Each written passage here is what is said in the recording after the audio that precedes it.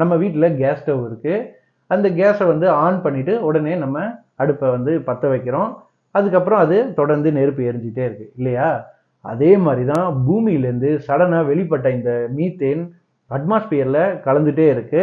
நம்ம வீட்டில் கேஸை ஆன் பண்ணிட்டு பற்ற வைக்காம விட்டால் என்ன ஆகும்?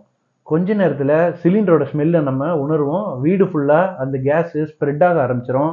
சுத்தமாக அதை கவனிக்காமல் விட்டால் அது மிகப்பெரிய பாதிப்பை ஏற்படுத்தும். அது மாதிரி இந்த கேஸு இப்போ எரியாமல் காற்றுல கலந்துக்கிட்டே இருக்கு.